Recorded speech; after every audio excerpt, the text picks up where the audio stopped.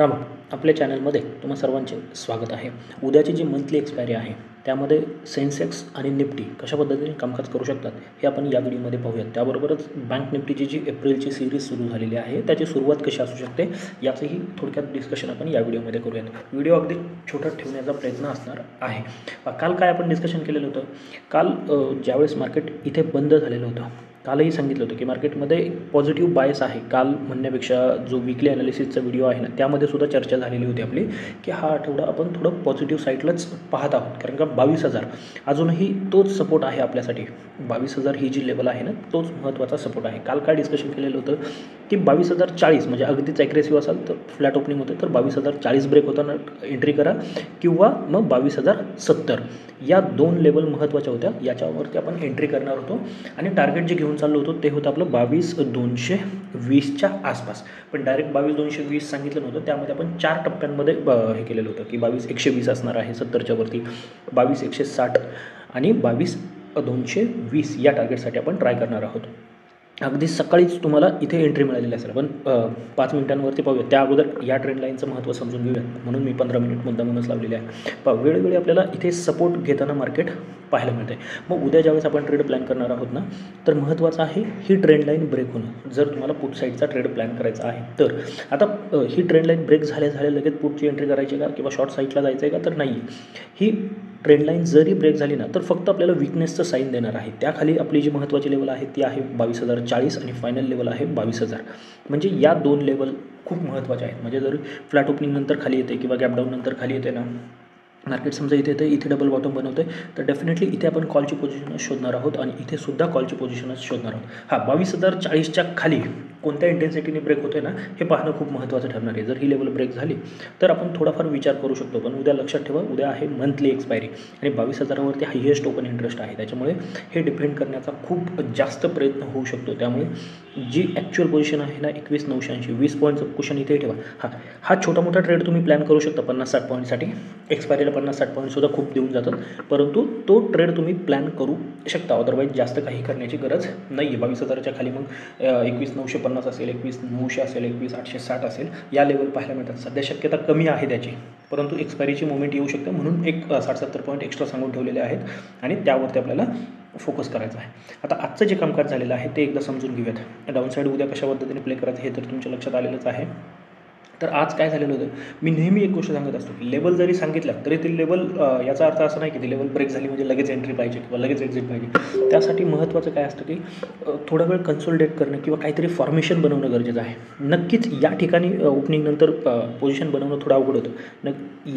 हा सपोर्ट होताच. हा सपोर्ट ब्रेक होताना तुम्ही इथे बनवू शकत होता किंवा या सपोर्टला मार्केट रिस्पेक्ट करते आणि वरती जाते तर इथे ट्रेड बनवू शकत होतं. पण ॲक्च्युअल ट्रेड तुमचा बनत होता या ठिकाणी. इथे मार्केटने काय केलं परफेक्ट कन्सोलिडेशन आणि त्यानंतर हा ब्रेकआउट. या ज्या 3 कॅन्डल बनल्यात ना ग्रीनवाल्या त्यांनी जेवढे रिटर्न ऑप्शनमध्ये दिलेले आहेत ना पूर्ण दिवसभरामध्ये तुम्हाला तेवढे रिटर्न पुन्हा पाहायला मिळाले नाही आहेत. म्हणजे कोणताही ऑप्शनचा हाय जो या ठिकाणी लागलेला होता ना या हाय पॉईंटला ज्यावेळेस ऑप्शनचा हाय लागला ना तो पूर्ण दिवसभरामध्ये हाय ब्रेक झालेला नाही आहे. मार्केटने जरी इथून 40-50 पॉईंट एक्स्ट्रा दिलेले असले तरी ऑप्शनचा हाय या ठिकाणी लागलेला आहे. आणि आपण नेहमी डिस्कस करत असतो की 1:2 1:3 हे टार्गेट मिळालं की आपल्यासाठी मोर दॅन इनफ आहे. तिथे ॲटलिस्ट काही क्वांटिटी बुक करायला पाहिजे. हा एक चांगला ट्रेड आपल्यासाठी प्लॅन झालेला आहे. आणि त्यानंतर मग मार्केट पूर्ण दिवसभर साईडवेज. फक्त काय झालं शेवटी ही जी मुवमेंट आली ना त्याने बरेचसे लोक कन्फ्यूज होऊ शकतात. याच्यामध्ये काय होतं ऑप्शनच्या किंवा एक्सपायरीच्या आदल्या दिवशी बरेचसे वीक प्लेयर बाहेर काढण्यासाठी एक शार्प मुवमेंट येते आणि ती आपल्याला शेवटी येताना पाहायला मिळाली. आता उद्या कशा पद्धतीने प्लॅन करू शकतो वेगळं काही करण्याचा प्रयत्न करू नका. डाऊन साईड ऑलरेडी डिस्कस केलेली आहे. मार्केट जर फ्लॅट ओपन होतं ना तर थोडा वेळ वाट पाहायची आहे. मार्केट फ्लॅट ओपन होतं थोडा वेळ वाट पहा.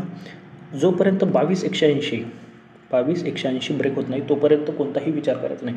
ॲक्च्युअल पोझिशन ही 22,220च्या वरती बनत आहे परंतु तुम्ही ॲग्रेसिव्ह ट्रेडर असाल तर 22,180ला काही क्वांटिटी ॲड करायला काही हरकत नाही आहे इथे.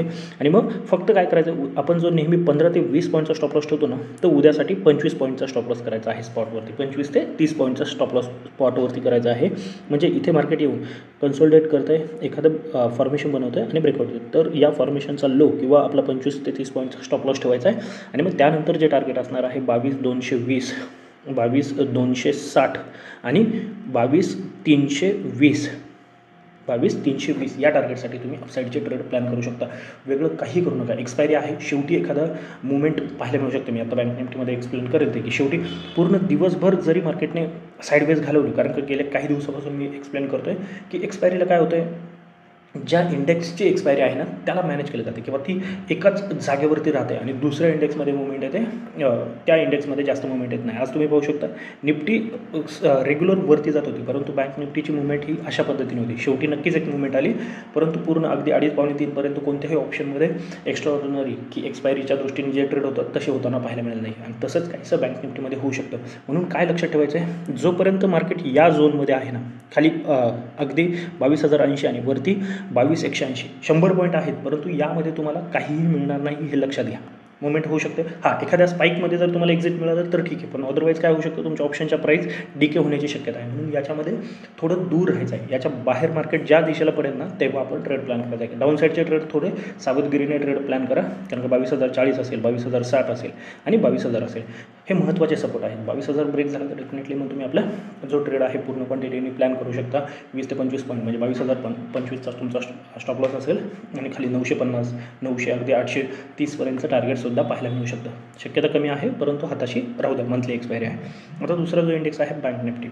बँक निफ्टीमध्ये जे काही डिस्कशन केलेलं होतं का, बँक निफ्टीमध्ये काय झालं, सकाळी सुरुवातीला एक चांगली मुवमेंट आली, पुन्हा मार्केटने जे काही गेन होतं ना ते पूर्ण खाऊन टाकलं, म्हणजे एक्सपायरी असल्यामुळे. आणि इथे पूर्ण अगदी 2-2.5 तास काहीच नाही आहे आणि मग ऑप्शन खूप डिके झालेलं आहे.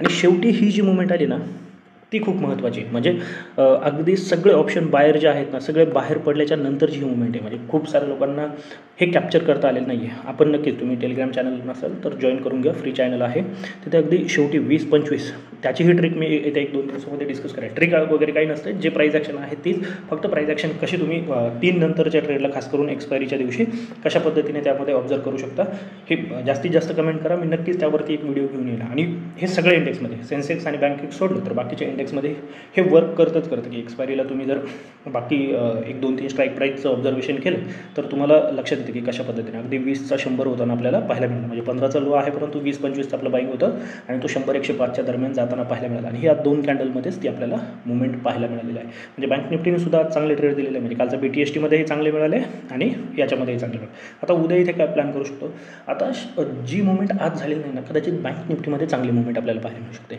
पण ती कधी, ज्यावेळेस 46,950च्या वरती निघणार आहे. खरं तर मी 47,000च्या वरती सांगणार होतो, परंतु उद्या एक्सपायरी नाही आहे, नवीन सिरीज सुरू होती आहे, डेटा कमी आहे. 46,950 ब्रेक झाल्याच्या नंतर तुम्ही बाईंग पोझिशनमध्ये जाऊ शकता. आणि त्यानंतर पहिलं टार्गेट छोटं ठेवा 47,050चं, त्यानंतर 47,200, 47,400 आणि जर जास्तच निफ्टीमध्ये एक्सपायरी अपसाईडला जर चांगली मुवमेंट आली तर अगदी 47,550-600पर्यंतची मुवमेंटसुद्धा तुम्ही पाहू शकता. हे लक्षात घ्या.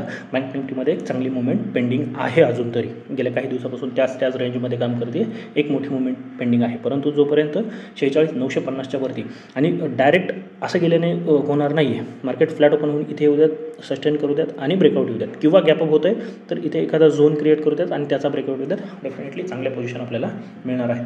डाऊन साईड कुठे प्लॅन होऊ शकते, पुन्हा 30 लेवल आहे. 46,500 जोपर्यंत ब्रेक होत नाही आहे ना तोपर्यंत चांगली डाऊन साईड आपल्याला बँक निफ्टीमध्ये पाहायला मिळणार आहे. मग आता आपण बंद आहोत अगदी 46,800च्या आसपास, मग एवढ्या दूर 300 पॉईंट खाली, तर लेवल तीच येते.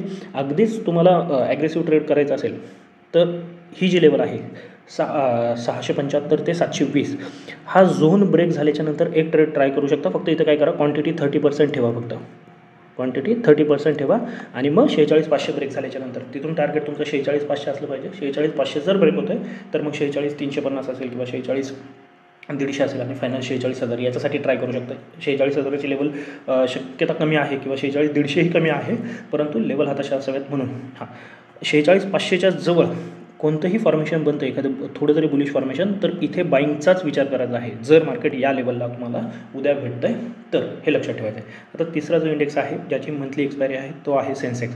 सेन्सेक्समध्ये नेहमीच एक चांगली मुवमेंट आपल्याला पाहायला मिळते. एक मिनिट.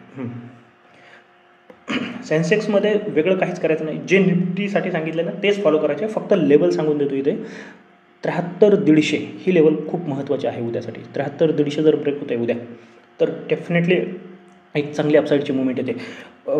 मोठी मुवमेंटची शक्यता थोडी कमी आहे, कारण का 73,400 ते 73,500 एक मोठा कंजेशन झोन किंवा रेजिस्टन्स झोन ज्याला आपण म्हणतो ना, तो क्रिएट होतो आहे. जर यदा कदाचित उद्या निफ्टीमध्ये चांगलं बाईंग आलं, 73,500 ब्रेक होताना पाहायला मिळालं, तर मात्र मग आपल्याला वरती 300 ते 400 पॉईंट एक्स्ट्रा पाहायला मिळू शकतात 73,500च्या वरती. पण तोपर्यंत आपण 73,150 नंतर 350 आणि 500 या 2 टार्गेटसाठी ट्रेड प्लॅन करणार आहे. 500 अगदीच राऊंड फिगर घेऊन चालू नका, 30-40 पॉईंट प्लस मायनस घेऊन चालायचं आहे. जसं फॉर्मेशन बनन तसं एक्झिटचा विचार करता आला पाहिजे.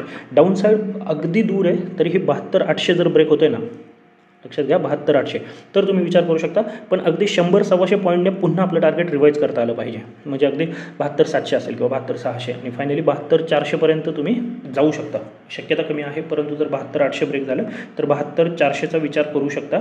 पण त्यामध्ये सुद्धा तुम्हाला टप्पे पाडावे लागतील आणि क्वांटिटी कमी ठेवायची आहे. 72,400 जर ब्रेक झालं तर मात्र मग 400-500 पॉईंट अजून खाली मिळू शकतात, ज्याची की शक्यता कमी आहे. जर काही वाटलं तर मी लाईव्ह मार्केटमध्ये सेन्सेक्सच्या लेवल शेअर करेल आपल्या टेलिग्राम चॅनलला. जर तुम्ही जॉईन केलं नसेल तर जॉईन करून घ्या आणि या व्हिडिओला सुद्धा लाईक करा आणि चॅनलला सबस्क्राईब करून घ्या. तर आजच्यासाठी एवढंच. धन्यवाद. जय हिंद, जय महाराष्ट्र अँड कीप ट्रेडिंग.